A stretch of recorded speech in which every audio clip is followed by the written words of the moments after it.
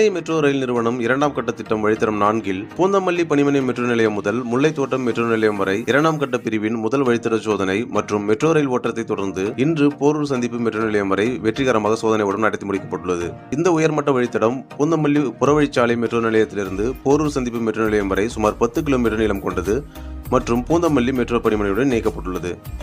Chennai metro rail நிறுவனம் 2ஆம் கட்ட திட்டத்தில் ஓட்டுநர் இல்லாமல் இயக்கப்படும் மெட்ரோ ரயில்களை பயன்படுத்த திட்டமிட்டுள்ளது. பூந்தமல்லி பணிமனை முல்லைத்தோட்டம் இடையே சுமார் 2.5 கிலோமீட்டர் தூரத்திற்கு முதல் கட்ட சோதனை ஓட்டம் ஏற்கனவே வெற்றிகரமாக நடத்தி முடிக்கப்பட்டுள்ளது. பூந்தமல்லி போரூர் வரை 9.1 கிலோமீட்டர் தொலைவிலான வழித்தடத்தில் ஒரு வழி பாதையில் ஓட்டுநர் இல்லாத மெட்ரோ ரயிலின் சோதனை ஓட்டம் இன்று நடைபெற்றது. சென்னையில் 2ஆம் கட்ட மெட்ரோ ரயில் திட்டம் ரூபாய் 63,246 கோடி மதிப்பில் 116.1 கிலோமீட்டர் தொலைவில் 3 வழித்தடங்களில் செயல்படுத்தப்படுகிறது. இந்த வழித்தடங்களில் ஒட்டுமொத்தமாக 128 ரயில் நிலையங்கள் அமைக்கப்பட உள்ளன. இவற்றில்